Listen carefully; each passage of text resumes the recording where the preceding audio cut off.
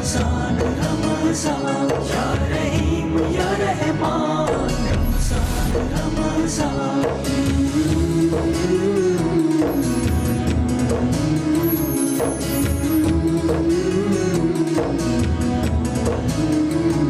या रहीम या रहमान, रमजान रमजान या रहीम या रहमान, रमजान रमजान।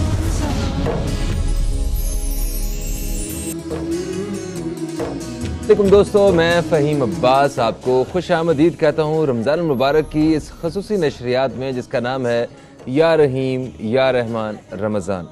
और मैं आपको बताऊं कि हम रोज़ाना आपके लिए कोशिश करते हैं कि किसी न किसी एक अच्छे मौजू को मुंतखब करके उस पर बात करें अपने प्रोग्राम में, जिससे हम कुछ ना कुछ फ़ायदा हासिल कर सकें, अमली तौर पे अपनी ज़िंदगी में कुछ चीज़ें शामिल कर सकें। इसी मकसद के साथ हम रोज़ाना आपकी खिदमत में हाज़िर होते हैं। आज भी मेरी टीम ने एक बहुत ही खूबसूरत मौजू का इंतखाब किया है। वो मौजू बताने से पहले मैं आपको बताऊं कि आज की जो हमारी खसूसी नशरियात है इसमें हमारे साथ ताउन कर रहे हैं मलका मसाला बनाने वाले मलका फूड्स। ये कहते हैं कि मलका मसालों को बजा तौर पर जायकों की मलका कहा जा रहा है, क्योंकि इनका हर मसाला ना सिर्फ बेहतरीन है बल्कि मुज़रे सेहत अज्जा से भी महफूज है। और यही वजह है कि मलका मसाले पाकिस्तान, अमेरिका, यूरोप, ऑस्ट्रेलिया और मिडिल ईस्ट समेत दुनिया के कई ममालिक में तेज़ी से मकबूलियत की मनाजिल तय कर रहे हैं। और इनके साथ साथ हमारे प्रोग्राम में आज जो ख़ास तौर पे ताउन किया है वो कराची के जो रहायशी हैं उनके लिए ज़्यादा अच्छी खबर है। वो है रीजेंट प्लाज़ा की जानिब से एक पैगाम है। वो यह कि रीजेंट प्लाज़ा लाया आपके लिए एक बार फिर पूल साइड इफ्तार with variety of Pakistani, Chinese, continental and sea food. आप जीत सकते हैं इफ्तार डिनर वाउचर। उसके लिए तफसीलात जो हैं वो भी आपको हमारे फेसबुक पेज पे और साथ साथ जो है वो आपको हम फराहम करते रहेंगे। ये उनका गिफ्ट वाउचर भी है। यस, ओके, अब आते हैं असल काम की तरफ।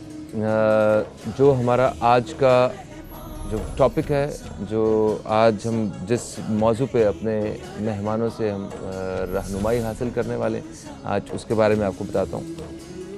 हम सब का ईमान है, हम सब का यकीन है कि दीन इस्लाम एक मुकम्मल ज़ाब्ता है याद। इस्लाम एक कंप्लीट कोड ऑफ लाइफ है।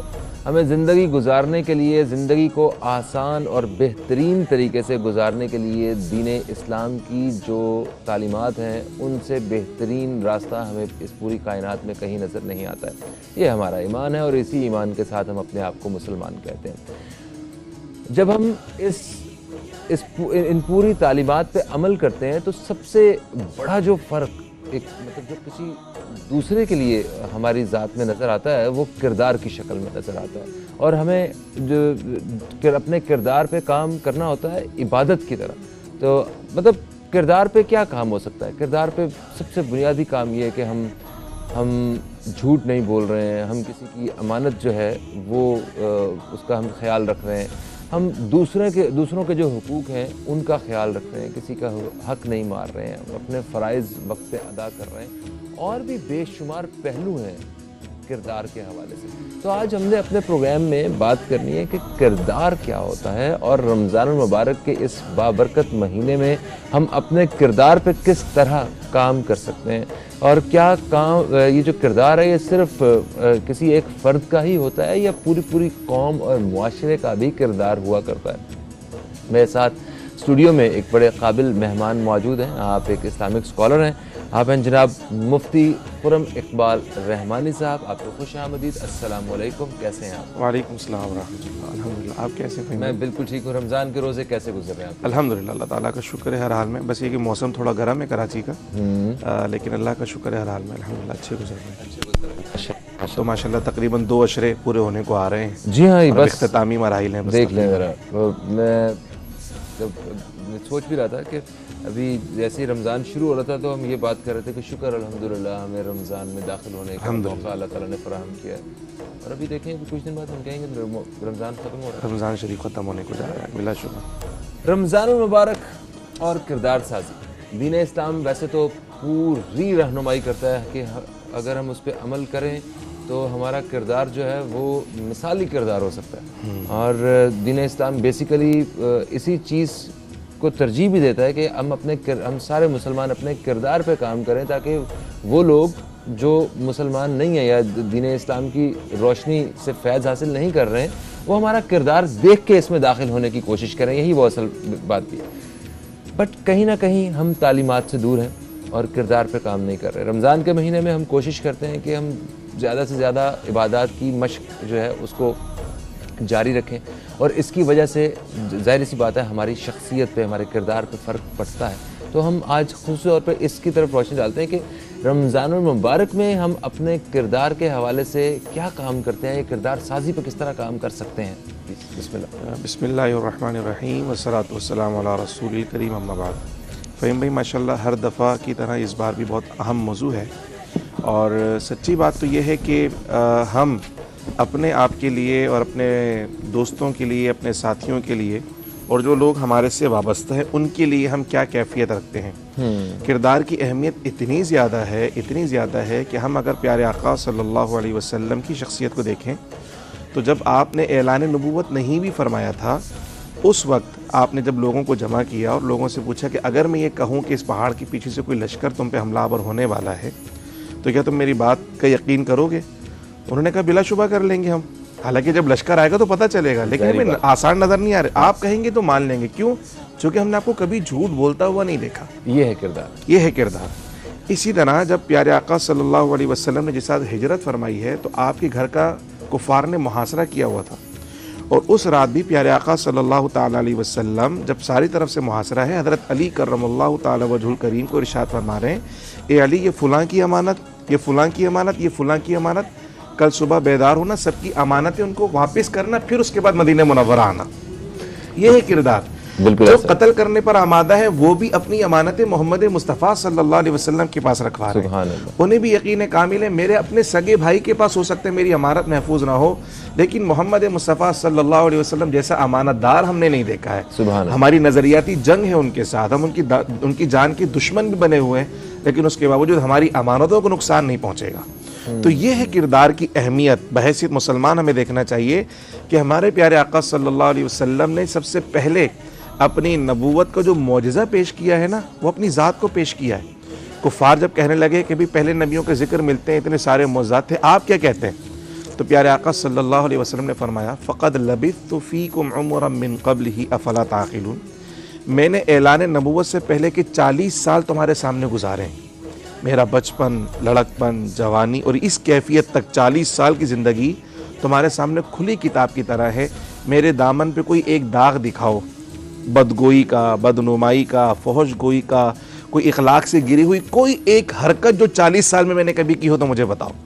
सबसे बड़ा मौजज़ा यह है कि कुफ्र और शिर्क के मुआशरे में रहने वाला, जहाँ चारों तरफ जहालत और बेहयाई आम थी, उस मुआशरे के अंदर भी उस वक्त तौहीद परस्त और हमेशा हक बात कहने वाला और तमाम तर बुराइयों से अपने आप को बचा के रखने वाली ज़ात मोहम्मद मुस्तफ़ा सल्लल्लाहु अलैहि वसल्लम की नज़र ऐसा किरदार, ऐसा उजला किरदार नबी मुकर्रम सल्लल्लाहु अलैहि वसल्लम का कि काफिर भी कभी हुजूर के किरदार पे उंगली नहीं उठा सके। बिल्कुल। अच्छा, यहाँ पे सवाल ये है कि ये जो किरदार साजी होती है, ये तो इंसान खुद अपना किरदार बनाता है या इसमें और भी मतलब पहलू होते हैं जिनका अमल दखल होता है आपकी किरदार डेवलप करने में, बनाने में? हाँ, ये बहुत अच्छी बात है। देखें, हम चूँकि बहैसियत मुसलमान एक सोशल बीइंग है, और सोशल बीइंग होने की हैसियत से मैं कभी भी जो है इनफिरादी कैफियत में नहीं रहता, मैं अपने सोसाइटी में लोगों के साथ मिलकर रहता हूँ। तो फर्स्ट एवर थिंग जो हमारे किरदार को डेवलप करती है ना, वो सबसे पहले चीज़ है हमारा बिलीफ, हमारा अकीदा, हमारा ईमान सबसे पहले। बल्कि अगर आप यूँ इंसानी माशरे की अगर आप स्टडी करें तो वो अफराद जहाँ मज़हब ना भी हो, उनकी कोई ना कोई खैर और कोई ना कोई शर मौजूद होता है।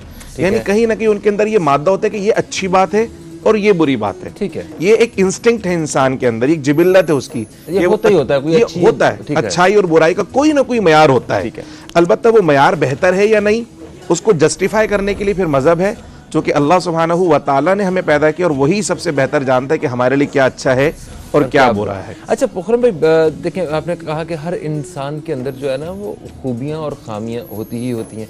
अच्छा, नबियों पैगम्बरों की, रसूल पाक सल्लल्लाहु अलैहि वसल्लम की ज़िंदगी जिनके हम जिक्र कर रहे हैं वो तो इन सारी चीज़ों से पाक हैं, और भी ऐसी बहुत सारी हस्तियाँ हैं। मगर हम जैसे गुनहगार इंसान जो हैं, हमें अगर अपने किरदार पे काम करना हो तो हमें हमारी शख्सियत में ऐसी बहुत सारी खामियां भी हैं जो छोटी छोटी आदतें थीं जिनको हमने इतनी इतनी बड़ी शक्ल दे दी है कि अब उनको हिलाना जो है ना बड़ा मुश्किल है, मगर नामुमकिन नहीं। नामुमकिन। सॉरी, अच्छा सॉरी, मैं समझा शायद ब्रेक का वक्त हो गया। अच्छा, तो आज भी कुछ ऐसी हर एक शख्स के अंदर कोई ना कोई ऐसी चीज़ है, तो हम उनको तशख़ीस कैसे करें और फिर उनके ऊपर क्या दीन इस्लाम की जो प्रैक्टिसेस हैं इनको करके हम कुछ काबू पा सकते हैं, इस पे रोशनी डालें। बिल्कुल बिल्कुल बिल्कुल। देखें अपना फ़हीम भाई, अल्लाह सुब्हानहू व तआला ने हमें दो चीज़ों का मुरक्कब बनाया है, एक है हमारा जिस्म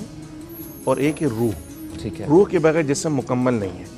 हम देखते हैं कि जब बच्चे की विलादत होती है ना, तो हम उसकी जिस्मानी परवरिश पे बहुत ज़्यादा ध्यान देते हैं। बिल्कुल देते हैं। कि बच्चा पैदा हुआ, उसको मदर फीड करानी, उसके बाद जैसे बड़ा हुआ थोड़ी ठोस ग़िज़ा, तो सेरेलैक, तो खिचड़ी, तो दाल दलिया, इस तरह कि इसकी जिस्मानी बढ़ोतरी हो रही है, इसका साइज़ बढ़ रहा है, इसका वज़न बढ़ रहा है, तो हमें इसकी ग़िज़ा का ख्याल करना है।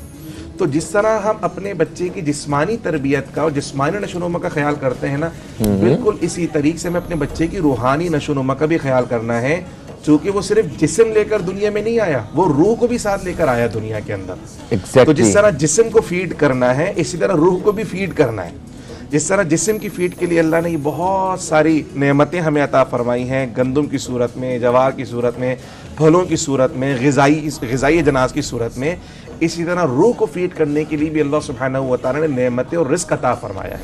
अच्छा, ये जो किरदार है, ये हमारा ये एक रूहानी तौर पे किरदार होता है या ये एक पर्सनैलिटी का मतलब कुछ खुसूसियात और खामियां होती हैं? ये इस पे बात करेंगे हम। एक वक्फा है, थोड़ा सा एक वक्फे के बाद दोस्तों आपकी खिदमत में दोबारा हाजिर हो रहे हैं, और वक्फे के बाद हमारे साथ जो है हमारे दूसरे मेहमान अल्लामा इसराइल नोमानी साहब, वो भी मौजूद होंगे, उनसे भी हम इस हवाले से रहनुमाई हासिल करेंगे। कहीं मत जाइए, अब तक देखते रहिए हमारी खसूसी नशरियात या रहीम या रहमान रमज़ान देखते रहिए।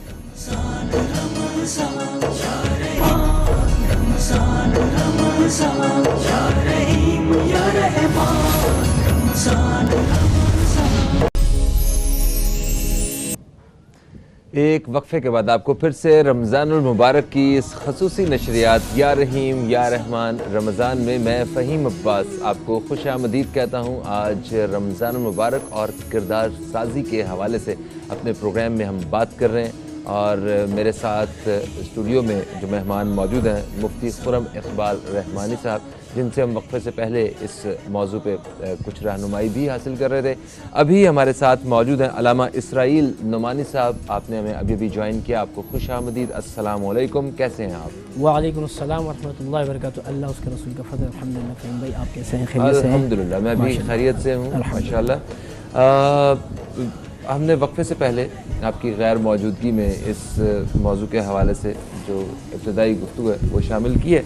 मैं उसी हवाले से आपसे भी बात करना चाहता हूँ कि एक मुसलमान का, एक मोमिन का जो किरदार दीन इस्लाम की रोशनी में होना चाहिए वो क्या है, और मौजूदा दौर में आप जो हम सबको देखते हैं, मुझ जैसे गुनहगार को भी जब आप देखते हैं तो कितना फ़र्क आपको देखने को मिलता है, हमें क्या करने की ज़रूरत है? आज हमारा मकसद सिर्फ ये है कि किसी न किसी तरह हम रमज़ानुल मुबारक की बरक़ात और जो इनकी रहमतें हैं उनको हासिल करते हुए हम अपने किरदार में अमली तौर पर कुछ चीज़ें शामिल कर लें।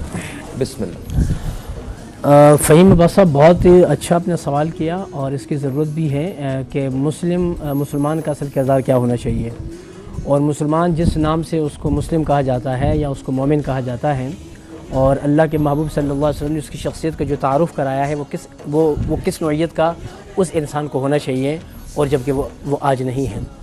असल में बुनियादी तौर पर किरदार उस लफ्ज़ को कहा जाता है कि जिससे इंसान की शख्सियत जो ना एक आदत होती है, एक तरीक़ा है कि जिससे इंसान की शख्सियत संवर सकती हो, वो किरदार है।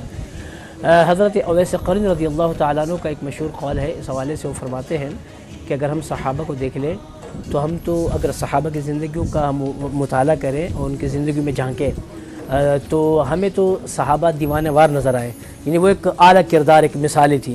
आप सल्लम के एक अज़ीम मिसालें जो सहाबा कराम की जो शख्सियात थी, और हम उनको दीवाना समझें, दीवानावार के अल्लाह के महबूब की बारगाह में दीवाने हैं, लेकिन अगर सहाबा हमारी ज़िंदगी को मुताला करे तो हमें किसी को मुसलमान भी ना समझे। तो ये जो बात उनने की उसमें ये कि मुसलमान, आज का मुसलमान उसका किरदार क्या है, जो होना चाहिए वो तो कहीं नज़र नहीं आ रहा, जो हकीकत है, जो ग्राउंड के ऊपर चीज़ें होनी चाहिए, किरदार वो बुनियादी चीज़ें जो इंसान को संवार सकती हों। इसके अंदर जो बुनियादी तालीमात अल्लाह के महबूब सल्लल्लाहु अलैहि वसल्लम ने इस किरदार साजी के हवाले से फरमाई, वो रमज़ानुल मुबारक से एक दिन पहले शाबान के आखिरी दिन खुतबा शाबानिया है। खुतबा शाबानिया क्या, तो आप सल्लम का वो एक मशहूर खुतबा है जिसमें आपने किरदार की तरफ एक इशारा किया है। और रमज़ानुल मुबारक में अगर इंसान अगर उन चीज़ों की जिनकी आप सल्लम ने तालीमात दी है, अगर उनको अपनाए, यकीन जाने कामिल मुकम्मल मुसलमान एक किरदार के अतबार से वो सामने नज़र आएगा, जिसका अल्लामा इक़बाल ने भी इशारा किया, किरदार के अंदर इंसान नज़र आएगा। उस खुतबा शाबानी में आप सल्लल्लाहु अलैहि वसल्लम फरमाया कि लोगो इत्तक़ुल्लाह, लोगो अल्लाह से डरो। और फिर अल्लाह ने फरमाया कि तुम पर एक अजीम महीना सायफ़िगन होने वाला है, ठीक है, कि जिसके दिन भी बड़ी बरकत वाले हैं, जिनकी रातें बड़ी बरकत वाली है, उसकी हर घड़ी बरकत वाली है। फरमाया कि वो ऐसा अजीम महीना है कि उसमें अगर आप सांसें लो तो सांसें भी इबादत तसव्वुर होती है, अगर नींद भी करो उस महीने में तो वो नींद इबादत का मकाम हासिल करती है। इसी तरीके से फरमाया कि अगर उसमें नफ़िल अदा करो तो फ़र्ज़ के बराबर, और फ़र्ज़ अदा करो तो 70 फ़राइज़ के बराबर उसका सवाब दिया जाता है। उसके अंदर फरमाया कि वो जो फरमाया कि वो एक सब्र का महीना है, कि जो किरदार की तरफ अब मुसलमान की किरदार साजी हो रही है, सब्र का महीना है। फरमाया कि रमज़ान में सब्र सिखाता है, और सब्र का मुसलमान के किरदार में एक बहुत अहम हिस्सा है। अच्छा, अगर एक मुसलमान साबिर है, एक अजीम किरदार का मालिक है, क्योंकि साबिर होगा तो आजिज़ होगा, इज़ इनकिसारी उसके जिस्म के उसके अंदर होगी, और उसके अंदर मतानत होगी, हिल्म होगा, बुर्दबारी होगी। और अगर वो साबिर नहीं है, सब्र नहीं उसमें, तो वो अफ़ज़बत वो गुस्से से मग़ज़ूब होगा, एक गज़ब वाला शख्स होगा। और आपको पता है कि जो गज़ब वाले अफराद होते फिर तो सबसे बढ़कर इंसान के किरदार को जो मुतासिर करती बुरी तरीके से उसके इंसान का गुस्सा है। बिल्कुल, कुरान पाक में वाज़ेह तौर पे कहा गया कि अल्लाह ताला सब्र करने वालों के साथ, अल्लाहु अकबर, इन्नल्लाह मअस-साबिरीन। और हुज़ूर ने फरमाया कि एक रिवायत में है कि रमज़ान जो है वो सब्र का महीना है, और फरमाया कि रमज़ान जो है वो निस्फ़, फरमाया कि आधा जो सब्र ये रमज़ान के महीने के अंदर। तो बुनियादी तौर पर एक तो किरदार खुतबा शाबानिया के अंदर आप सल्लल्लाहु अलैहि वसल्लम ने इरशाद फरमाया ये है।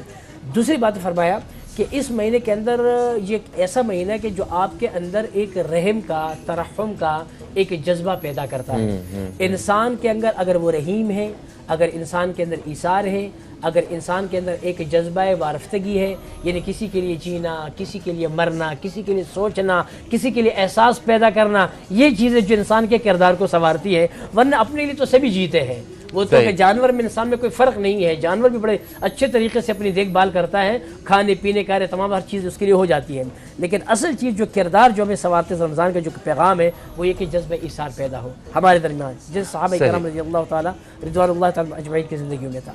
तो ये वो एक अहम बुनियादी हिस्सा है खुतबा शाबानिया में कि जो हमने अगर इंशाअल्लाह अगर हमने इसको अपना लिया तो यकीन जाने किरदार संवर जाएगा, रहम का जज्बा पैदा होगा। इसीलिए हमें रोज़ों की तलकीन की गई है कि रोज़े रखो। और अब ज़ाहिर बात फरमाए कि चाहे अमीर हो या गरीब हो, हर कोई भी शख्स हो, महमूद हो, अयाज हो, हामिद हो, कोई भी हो, उसे रोज़ा रखना है। और जो मुकल्लफ़ है, जो आकिल है, बालिग़ है, वो शरीयत का मुकल्लफ़ है और अल्लाह रब्बुल करीम ने उसके ऊपर रोज़े फ़र्ज़ कर दिए। तो गरीब तो रोज़ा रखे, अमीर जब रोज़ा रखेगा तो उसे फिर भूख का और उसे प्यास का एहसास होगा, क्योंकि जो शख्स भूख और एहसास से उसको पाला ही ना पड़ा हो और उसे पता ना हो कि भूख क्या है और प्यास क्या है, तो जब रमज़ान मुबारक में अमीर आदमी जब रोज़ा रखता है तो फिर वो गरीब जो सालों साल उसे खाने पीने के लिए कोई चीज़ें मैसर नहीं आती, उसे मिलती नहीं है, तो कम से कम उसके दरमियान एक इसार पैदा होता है, एक जज्बा पैदा होता है कि भाई इसके साथ मुझे एक रहम का जज्बा पैदा करना। तो ये वो चीज़ें कि जो इंसान के किरदार को संवारती हैं, कि जिस किरदार की तरफ आप सल्लम ने इशारा फरमाया अपनी उम्मत के लिए, और ये बुनियादी वो किरदार है। अच्छा खुर्रम भाई, जिस तरह अभी मौलाना साहब भी फरमा रहे थे, रमज़ान मुबारक के इस महीने में हम सब्र करना सीखते हैं और मतलब इन इबादत से हमारे अमली तौर पे जो है ना वो किरदार के हवाले से भी चीज़ें वाज़े तौर पे नज़र आनी चाहिए, आती भी हैं, हम महसूस भी करते हैं, मगर उसी के साथ साथ हमें माशरे में भी ऐसी मिसालें भी देखने को मिलती हैं जिससे दिल भी टूट रहा होता है। जैसे हम सड़क पे इफ्तार से पहले लड़ाई झगड़े आजकल ज़्यादा नज़र आ रहे हैं। मतलब इफ्तार से कोई 5 मिनट 10 मिनट पहले 2 लोगों का एक्सीडेंट हुआ है, गिरबान पकड़े हुए हैं, तो आपने देखी होंगी कि कोई ख़रीदारी करने गए, वहाँ पे दुकानदार की और ग्राहक की आपस में मुमारी हो रही है, लड़ाई हो रही है।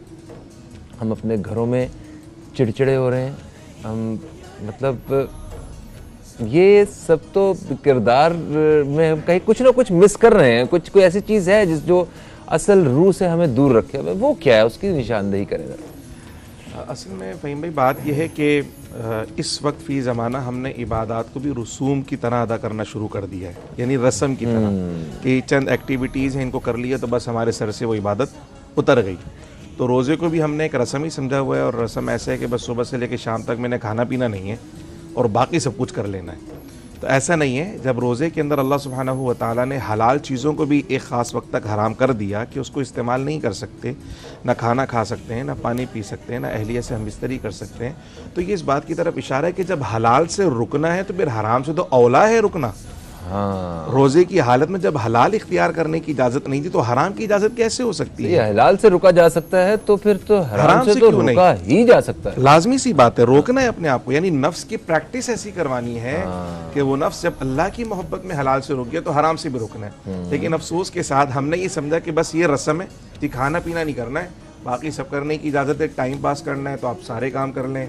गुफ्तगू के अंदर झूठ भी शामिल हो रहा है, बेहयाई वाले काम भी हो रहे हैं, जिस तरह आपने बताया लड़ाई झगड़ा और बेसब्री का मुजाहरा, ख़ासतौर पे आखिरी के जो लम्हात हैं, हर कोई जल्दी में है, बस उस जल्दबाजी की वजह से वो मामला सारे के सारे ख़राब होते हैं, एक्सीडेंट होते हैं। तो मैं समझता हूँ कि वो जो असल रूह है उस इबादत की हम उस तक नहीं पहुँच पा रहे। जब हम उस रूह को महसूस करेंगे तो हकीकी सब्र भी हमारे अंदर आ जाएगा, और जिस मकसद के लिए अल्लाह ने इबादत फ़र्ज़ की हैं वो मकसद भी हमें हासिल होना शुरू हो जाएगा।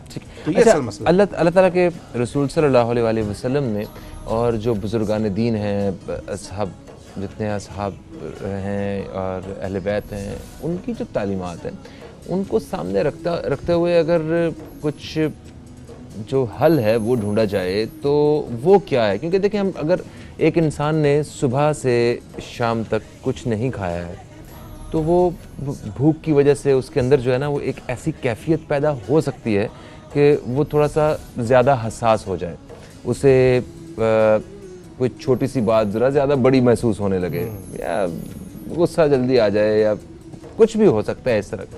तो उस पे काबू पाने के लिए जो दीनी मदद है वो क्या है, उस पर थोड़ी सी रोशनी डालिए। असल में दीनी मदद इस तरह से हासिल होती है, मैं इससे पहले वक्फे से पहले अर्ज़ करना चाह रहा था कि अल्लाह सुब्हानहू व तआला ने हमें जो है एक ख़ास कैफियत अता फरमाई, एक एनर्जी है जिसको नफ्स कहा जाता है, और ये जो नफ्स है ये खैर और शर दोनों के रास्तों पर चलता है। अल्लाह ताला ने कुरान में फरमाया कि इस नफ्स की तरबियत करनी है। क़द अफ़लह मन ज़क्काहा, जिसने इसकी तरबियत कर ली वो कामयाब हो जाएगा। वक़द ख़ाब मन दस्साहा, और जिसने इसको इसके हाल पर छोड़ दिया वो इसको हलाक को बर्बाद करके छोड़ेगा। इसकी वो सादा सी मिसाल अगर हम समझना चाहें ना, एक बच्चे की होती है। जैसे अभी हम आपके शहजादे को भी देख रहे हैं, अभी इस कैफियत में अगर उसको अच्छी और बुरे की तमीज़ सिखा दी जाए, उसे खैर और शर का नहीं पता, हम सिखाएंगे उसे कि बेटा ये अच्छा है, ये आपके लिए फ़ायदेमंद है, ये बुरा है, ये आपके लिए नुकसानदेह। उस ज़माने में जब तरबियत होती है ना फ़हीम भाई, तो फिर वो जवान होने के बाद उसे अब्बा की बात पहले याद आती है और हलाल और हराम और खैर और शर का कॉन्सेप्ट बाद में पता चलता है। सही, ये तरबियत है। इसी तरह नफ्स की तरबियत भी शुरू से है। मैं बड़ा होने के बाद और उसके बिगाड़ के बाद तरबियत करना चाहूँगा तो यकीनन वो सरकशी पे आमादा होगा। तो रोज़े की कैफियत में गो के नफ्स कमज़ोर होता है भूख की हालत में, लेकिन वो जो 11 महीने की प्रैक्टिस है बिल्कुल आज़ाद छोड़ी हुई, तो वो सरकशी पर उसको आमादा करती है ना। तो यहाँ पर एक बात मैं सिर्फ अर्ज़ करना चाहूँगा जो हम सब के लिए मुफीद रहेगी कि प्यारे आका सल्लल्लाहु अलैहि वसल्लम ने जो हमारा मुसलमान की जो पर्सनैलिटी डेवलपमेंट है उसके हवाले से जो वाज़ेह तालीम इरशाद फरमाई, फरमाया अल मुस्लिमु मन सलिमल मुस्लिमूना मिन लिसानिही व यदिही। एक मुसलमान का किरदार क्या है? फरमाया मुसलमान तो वो है जिसके हाथ और ज़बान से दूसरे मुसलमान महफूज रहें। मैं समझता हूँ कि इतना आसान और सादा फार्मूला है कि अगर मैं अपनी मुसलमानी को चेक करना चाहूँ कि मैं कितना अच्छा मुसलमान हूँ, आप सल्लल्लाहु अलैहि वसल्लम के इस फरमान को सामने रख लूँ और इसके मुताबिक अपने आप को चेक कर लूँ, जी मेरे हाथ से कोई मुसलमान को तकलीफ तो नहीं पहुँची, मेरी ज़बान से किसी मुसलमान को तकलीफ तो नहीं पहुँच रही। अगर ऐसा है तो मैं आप सल्लल्लाहु अलैहि वसल्लम की बयान करदा तारीफ़ के मुताबिक हकीकी और सच्चा मुसलमान हूँ। अगर ऐसा नहीं है तो ये अलार्मिंग पोजीशन है। मुझे वैसा मुसलमान बनना है जैसा मुसलमान करने वाले आका ने बताया कि ऐसा होना चाहिए। सुभान अल्लाह, सुभान अल्लाह। अच्छा इसराइल भाई, जिस तरह के जो गुफ्तगू हो रही है इसमें मैं अगर किसी को तो नहीं, खैर अपने आप को ही मैं सामने रखता हूँ, कोई ऐसी बात मुझे लगती है कि यस ये मुझ में एक खामी है, मतलब ऐसे ही हो सकता है मुझे गुस्सा जल्दी आ जाता हो, या कभी मैं समझूं कि मुझसे मैं झूठ बोल देता हूँ, या कोई भी ऐसी बुराई जो हमें तशख़ीस हो जाए उसकी। तो किसी भी बुराई की तशख़ीस हो जाना, ये इसके बारे में थोड़ी सी रहनुमाई फरमाएं, और फिर उसको बिल्कुल ख़त्म करके उसको किसी अच्छी चीज़ के साथ जो है ना वो रिप्लेस करना, इसके बारे में भी थोड़ी सी रहनुमाई फरमाएं। जी फ़हीम अब्बास साहब, मैं आपका सवाल समझ गया। बड़ा अहम और बुनियादी एक सवाल है, इस हवाले से भी कि बुराइयों की उसकी तशख़ीस होने के मतलब तशख़ीस किस एतबार से हो जाए। हाँ। देखिए, कुरान मुक़द्दस में अल्लाह रब्बे करीम ने नुफूस की 3 किस्मों को ज़िक्र फरमाया है। एक नफ्स अम्मारा है, एक नफ्स लव्वामा है, और एक नफ्स मुतमइन्ना। नफ्स अम्मारा वो सरकश नफ्स है, जैसे मुफ्ती साहब ने फरमाया, रहमानी साहब ने, कि अगर ये पले फूले और एक वक्त तक पहुँचे, उसको एक बुलूगत उसको मिले, तो उसके बाद उसको संवारना बहुत मुश्किल हो जाता है, क्योंकि वो बिगाड़ उसमें पैदा हो चुकी होती है, तो उसको राह रास्त की तरफ लाना बहुत मुश्किल है। तो फरमाया कि नफ्स अम्मारा इंसान को फिर बुराई की तरफ वो दावत देता है, और फिर उसके बाद नफ्स लव्वामा कम से कम इंसान का ये तो हो कम से कम कि ऐसा नफ्स जो उसको मलामत करे, नफ्स हो इंसान को मलामत करे, ये तुम बुराई की तरफ जा रहे हो, यह रास्ता तुम्हारा गलत है, और अल्लाह रब्बी फ़हदीना नजदैन, दोनों रास्तों को मैंने हमवार कर दिया, खैर का और शर का। लेकिन कम से कम अगर कोई मैं बुराई सर अंजाम देता हूँ, तो नफ्स में कम से कम इतनी तो ताकत तो होनी चाहिए उसके अंदर कि नफ्स लव्वामा मुझे मलामत करे, कि मैं ये बुराई, वो कहे कि इसकी तशख़ीस करे, वो कि देखो ये बुराई है, ये तुम करने जा रहे हो और ये गुनाह है। ये तो ज़मीर की बात करें ना जनाब, हाँ। तो हमारी तो नफूस की वो भी वो किस्मत तो अपनी है, तो नफ्स अम्मारा के अंदर वो है हम लोग, तो नफ्स लव्वामा भी नहीं है। तो नफ्स लव्वामा जब हमें नसीब होगा, जिसमें हम बुराई की तशख़ीस भी करेंगे, और फिर उसके बाद जब तशख़ीस होगी तो उससे ज़ाहिर बात है अपने आप को बचाने के लिए फिर आमादगी भी और उसके अंदर कोशिश भी करेंगे। फिर जब नफ्स लव्वामा जब आपको जब वो हासिल हो जाए, फिर उसके बाद अल्लाह रब्बे करीम जो अलग जो एक नफ्स का मकाम नफ्स मुतमइन्ना, और नफ्स मुतमइन्ना वो नफ्स है जो अल्लाह रब्बे करीम जिस नफ्स की तारीफ़ फरमाई है, जबकि कुरान मुक़द्दस में मुतलक़ नफ्स को अल्लाह रब्बे करीम ने माबूद फरमाया। अफ़रअयत मन इत्तख़ज़ इलाहहु, क्या ए हबीब सल्लम, क्या आपने उन लोगों को नहीं देखा जिन्होंने अपने नफ्स को माबूद बनाया है, जिन्होंने अपने नफ्स की ख्वाहिशात के मुताबिक जो नफ्स ने कह दिया वही करना। हम जितनी बुराइयों की तरफ जाते और माइल होते, उसमें सबसे बुनियादी किरदार किसका है? नफ्स का है। तो उस नफ्स के बाद जो दूसरा भी नफ्स है, जो दूसरे दर्जे का नफ्स है, लव्वामा, मलामत करने वाला, जिसके बारे में आपने फ़हीम भाई बताया कम से कम तशख़ीस कर पाए बुराइयों की। हाँ। तो नफ्स लव्वामा नसीब होगा तो तशख़ीस होगी, तशख़ीस होगी तो उसको फिर कंट्रोल भी किया जा सकेगा। हाँ। वो नफ्स मुतमइन्ना, जिसके बारे में कुरान में अल्लाह ने फरमाया, या अय्यतुहन नफ्सुल मुतमइन्ना इरजिई इला रब्बिकी, ए नफ्स मुतमइन्ना अपने रब की तरफ लौटा, और फदखुली फ़ी इबादी, मेरी बात में, मेरे बंदों में शामिल हो जा, और मेरी जन्नत के अंदर। अल्लाह ने इसका जिक्र फरमा दिया, तो तब जाके तशख़ीस होगी। तो दूसरी बात ये कि फ़हीम भाई, 2 चीज़ें हैं। अगर इंसान को प्यास लगे तो प्यास बुझाने के 2 तरीक़े हैं।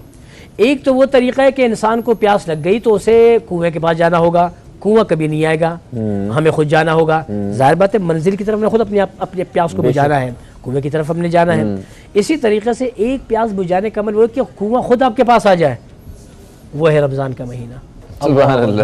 जो अब्र रहमत, जो एक साया बनकर इंसान के ऊपर वो रहमत को बरसा, जैसे बादल हमारे पास वो बरसते हैं, जमजम पर बादल बरसते हैं, तो ये महीना है कि जो एक आवाज़ दे रहा है कि आज जो अपने रब की तरफ आ जाऊँ और नेकियों की तरफ आज। उसने फरमाया कि फुतिहत अब्वाबुल जन्नह, जन्नत के तमाम तर दरवाजे भाई खोल दिए गए, जहन्नुम के तमाम दरवाजे बंद कर दिए गए हैं। यानी एक पूरा बेहतरीन एक पैकेज जो हमारे लिए है। और उसके बावजूद भी एक शख्स अगर रमज़ान के महीने को पाए और अपनी बख्शिश के लिए सामान जो है वो तैयार ना कर सके, तो अल्लाह के फरमाए कि अगर वो अगर वो हलाक हो जाए, तो हुज़ूर ने फरमाया कि वो आमीन बोले। सही। अच्छा खुर्रम भाई, किरदार के हवाले से अगर बात करें तो किसी के अच्छे किरदार की क्या ये ज़मानत है कि वो सोम सलात का पाबंद हो, या किरदार एक अलग चीज़ है और ये इबादत अलग चीज़ है?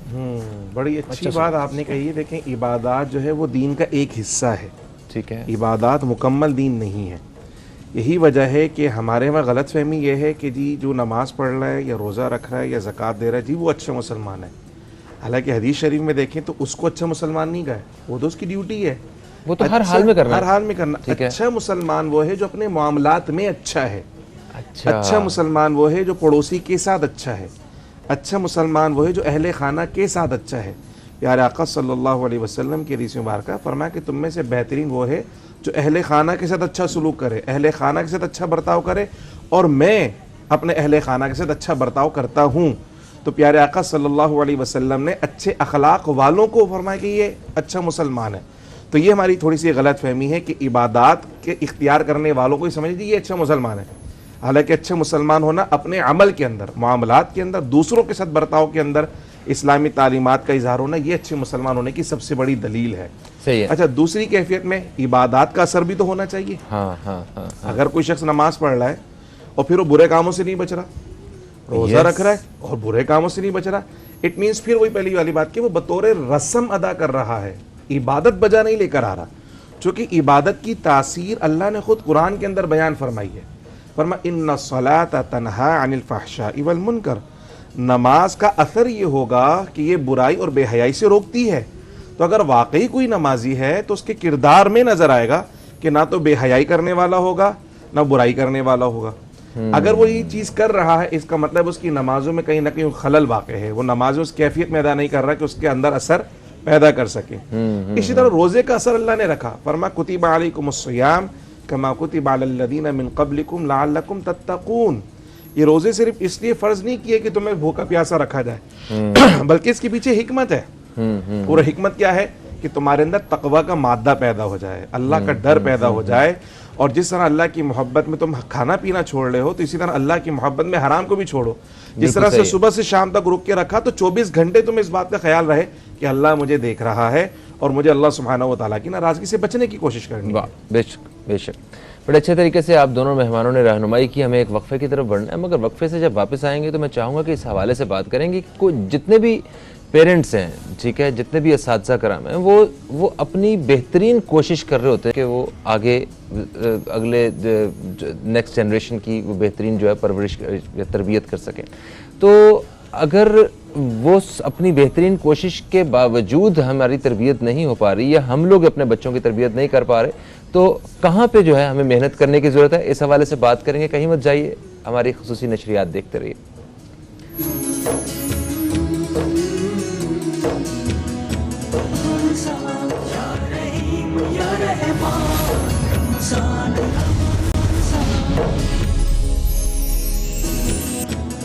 या रहीम या रहमान रमज़ान, ये है हमारी अब तक टेलीविज़न की खुसूसी नशरियात रमज़ान मुबारक के हवाले से, और इस पर मैं आप फ़हीम अब्बास आपको खुशामदीद कहता हूँ। वक्फे से पहले हम जिस मौजू पर बात कर रहे थे वो है रमज़ान मुबारक और किरदार साजी। रमज़ान मुबारक में हम सब कोशिश कर रहे होते हैं कि हम ज़्यादा से ज़्यादा अपना जो बेहतर वर्जन है हम उसको सामने लेके आ सकें। हम दीन इस्लाम की जो तालीमात हैं उनकी प्रैक्टिस भी ज़्यादा से ज़्यादा कर सकें, हम बढ़ चढ़ के दूसरों की खिदमत कर सकें, मदद कर सकें, अपने अंदर एहसास पैदा कर सकें। उसी का मुँह बोलता सबूत है कि हम देखते हैं कि रमज़ान में हमें अपने वो कमज़ोर बहन भाई जो मतलब अपनी ज़रूरियात पूरी नहीं कर सकते, हमें उनका भी ख्याल होता है। हम देखते हैं कि लोग उनके राशन तकसीम कर रहे हैं, किसी मुसलमान बहन भाई ने रोज़ा रखा हुआ है तो उनके रोज़े की इफ्तार के हवाले से भी हमें फ़िक्र होती है। हमने देखा है सड़कों के किनारों पे अल्लाह ताला के नेक बंदों ने इस तरह दस्तरखान खोले हुए हैं कि लोगों को खुद रोक रोक के उनको जो है वो खाना खिला रहे हैं, रोज़ा इफ्तार करवा रहे हैं। और मैंने देखा कि हम बड़ी आम सी प्रैक्टिस है पूरे पाकिस्तान में, कि पूरी दुनिया में मुसलमान ममालिक में ये खूबसूरत मनाज़र जो है वो देखने को मिलते होंगे कि लोग अपनी गाड़ियों से उतर के पानी की बोतलें, ठंडे पानी की बोतलें लेकर रुके हुए हैं कि आप रुकें प्लीज़, आप ये पानी पिएं और रोज़ा इफ्तार करें। तो ये जो मनाज़र है, ये जो खूबसूरती है, यही है वो दीन इस्लाम। इसको हम रमज़ान के बाद, ये वाला जो किरदार है हमारा, ये रमज़ान मुबारक के बाद हमारे साथ ज़्यादा दिन तक क्यों नहीं चलता है? ऐसी वो कौन सी चीज़ें हैं जिनको शामिल करने से ये हमारे साथ ज़िंदगी भर ये सब कुछ चल सकता है? उस पर हम बात करने की कोशिश करेंगे। मेरे साथ जो मेहमान मौजूद हैं, इनका तारुफ पहले भी करवा चुका हूँ, हमारी रहनुमाई कर रहे हैं एक दफ़ा फिर से उन नाजरीन के लिए जिन्होंने अभी भी टेलीविज़न पे हमारा चैनल जो है वो ट्यून किया है। हमारे साथ हैं मुफ्ती खुर्रम इकबाल रहमानी साहब और अल्लामा इसराइल नुमानी साहब। इसराइल नुमानी साहब, आपकी तरफ मैं बढ़ूँगा और यही सवाल कि रमज़ान मुबारक में हम जिन सारी चीज़ों को कंटिन्यू रखते हैं, जिनकी प्रैक्टिस करते हैं, वो रमज़ान के जाने के फ़ौरन बाद हमारी ज़ात में नज़र नहीं आती उस तरह। नमाज भी देखें, पूरा महीना नमाज पढ़ते हैं, जो मसाजिद में जो रश होता है रमज़ान, पूरे रमज़ान में, ईद वाले दिन वो नहीं होता और ईद के बाद भी नहीं होता। आप इस बात के गवाह हैं, तो थोड़ी सी रहनुमाई करें कि कहाँ पे गलती है। फ़हीम भाई, बिल्कुल ऐसा ही है जैसे आपने सवाल किया और यही सूरत हाल वाज़ेह है। रमज़ान में मसाजिद में एक कसरत होती है, एक हजूम होता है कि दिल खुश होता है लोगों को देख कर, और जो ही ईद का दिन आता है उसके बाद लोग इस तरीके से चढ़ जाते हैं जिस तरीके से कोई वो थे ही नहीं, वही मामूल के हिसाब से एक दो सफ़े वगैरह। तो इससे पहले इसी हवाले से मुफ्ती साहब ने एक बात कही थी, उसी बात को मैं कंटिन्यू करते हुए कि हमने इबादत को बतौर रस्म हम अदा करेंगे तो उसमें रस्म ही नज़र आएगी।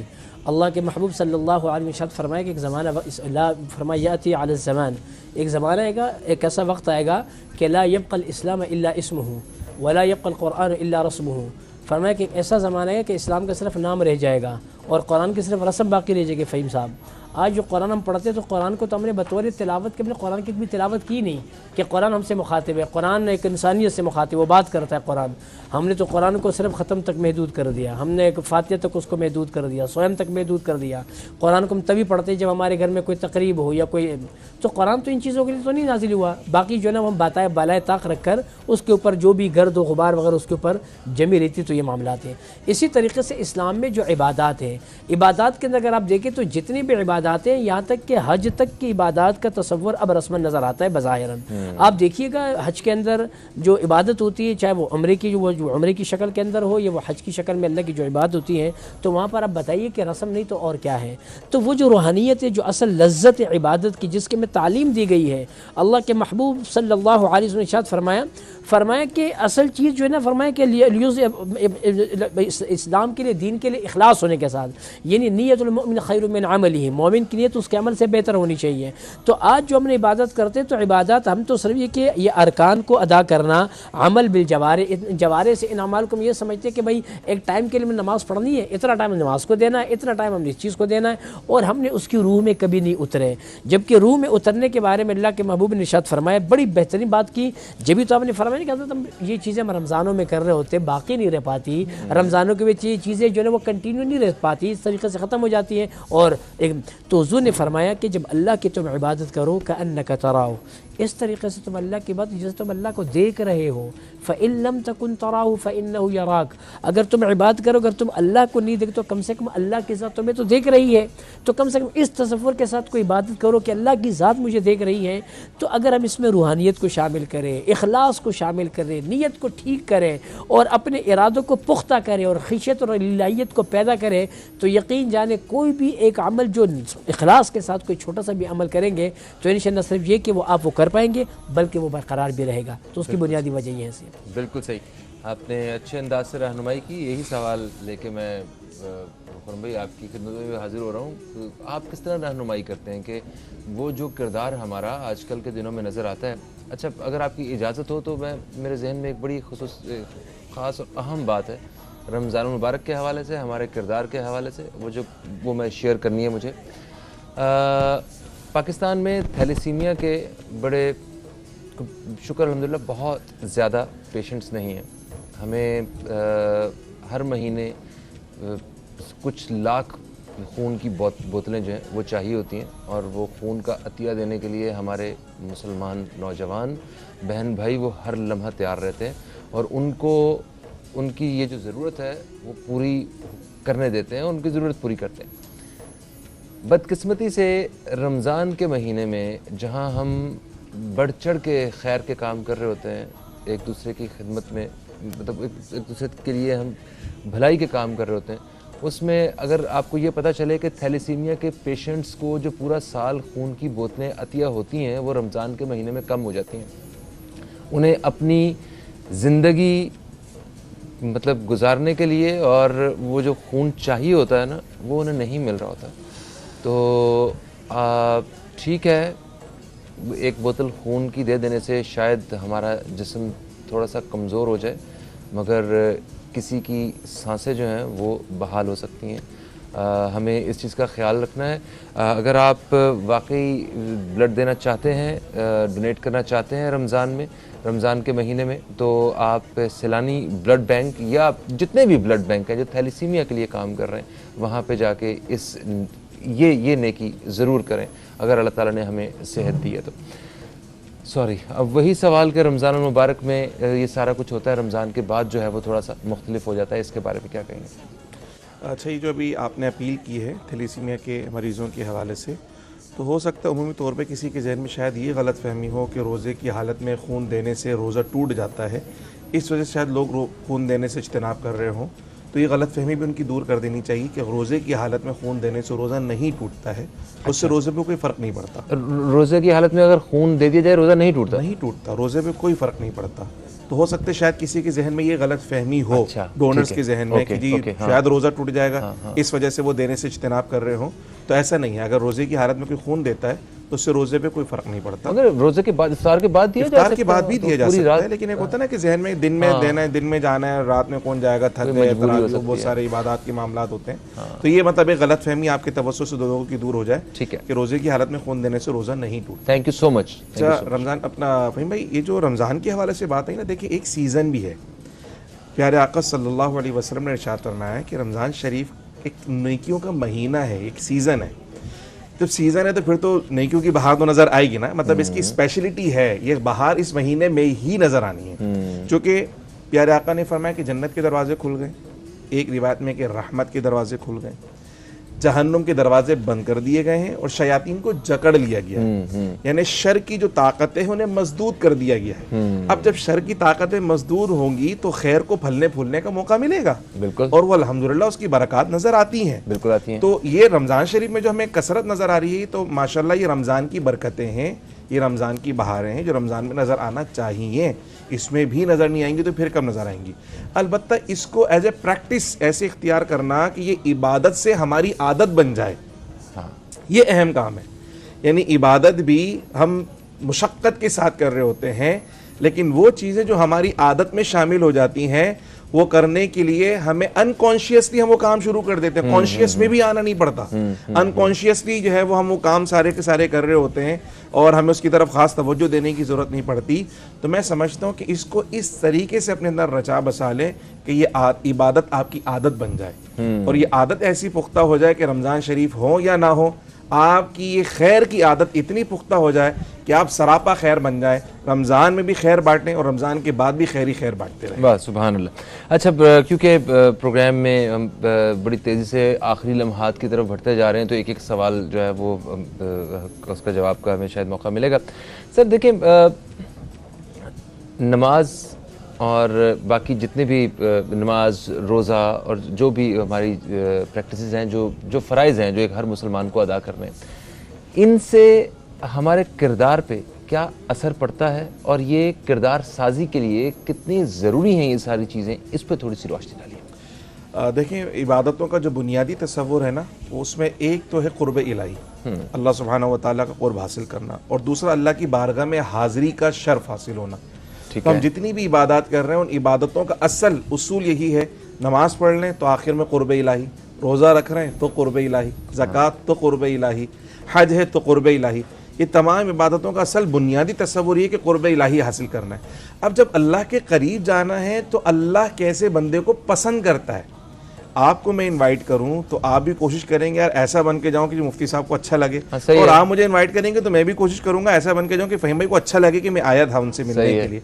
अब जब अल्लाह से मुलाकात है तो फिर अल्लाह का पसंदीदा बंदा बनना है, और वो पसंदीदा बंदा बनाने के लिए अल्लाह ने इबादत फ़र्ज़ की हैं, और इबादतों के तरीक़े प्यारे आका सल्लल्लाहु अलैहि वसल्लम ने सिखा दिए। अब प्यारे आका सल्लल्लाहु अलैहि वसल्लम ने जो मदीने में फ़लाही रियासत जो कायम की थी ना, उस रियासत के क़याम में सबसे बड़ा अमल ही इबादत का था। दिन में 5 मरतबा नमाज, तहारत सिखा रही है, बंदे को साफ रहना, जिस्मानी सफाई भी, लिबास भी साफ सुथरा होना, मुंह भी साफ सुथरा होना, खुशबू भी लगा रहे हैं, खुशबू भी लगा रहे हैं। तो ये सारी की सारी किरदार साजी हो रही है, पर्सनालिटी डेवलपमेंट हो रही है। बिल्कुल सही है। ठीक है, इंसान को रहने का, सीखने का, उठने का, बैठने का सलीका सिखाया जा रहा है। तो ये सारी की सारी इबादत पर्सनालिटी डेवलपमेंट में बहुत बड़ा किरदार अदा करती है, यानी फिजिकल डेवलपमेंट में भी और स्पिरिचुअल डेवलपमेंट के अंदर भी, दोनों चीज़ों को मर्ज करती हैं।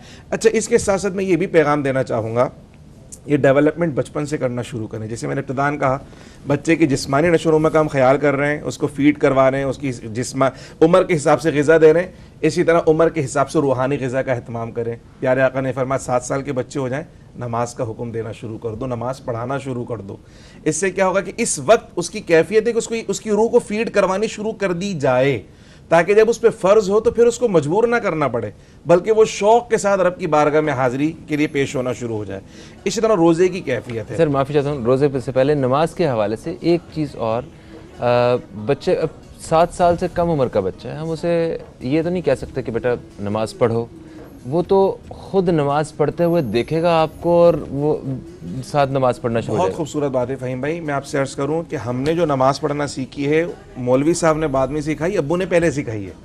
मस्जिद में जो जाने का शौक़ है वो हमारे वालिद साहब बचपन से छोटे से हैं, वो तैयार करवाने, ख़ास तौर पे कुर्ता शलवार टोपी पहनी हुई है जी, ख़ास तौर पे खुशबू लगाई, एहतमाम के साथ उंगली पकड़ के ले जा रहे हैं, और वहाँ जाके अब्बू को देख रहे हैं कि जी खड़े हो गए, हाथ ऊपर कर लिए जी, मान लिए, रुकू में चले गए।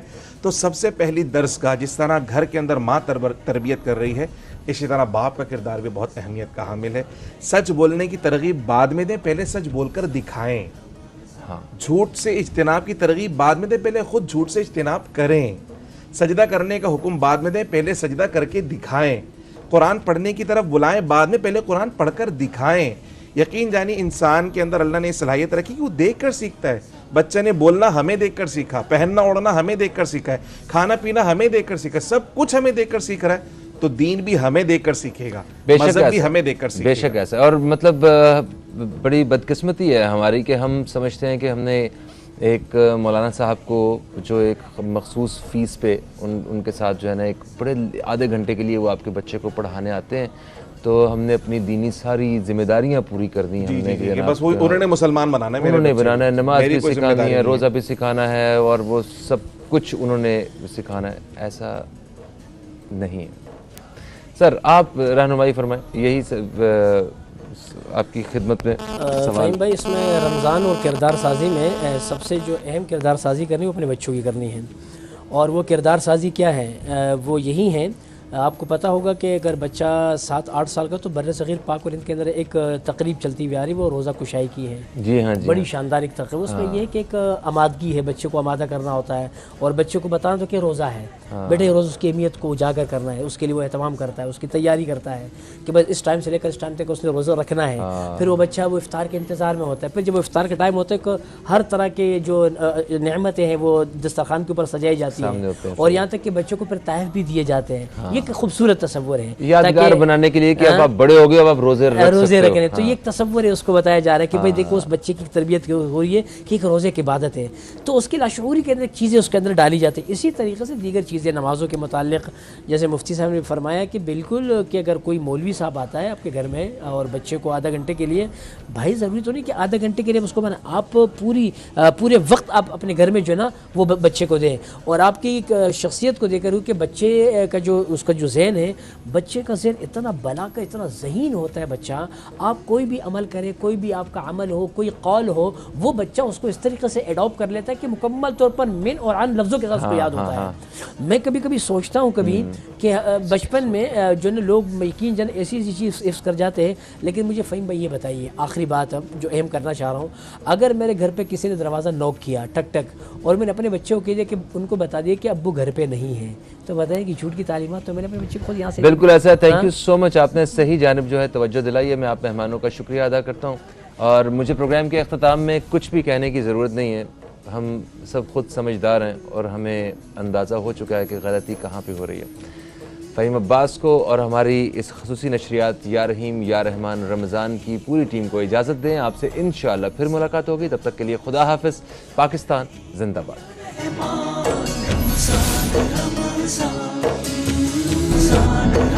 Ramadan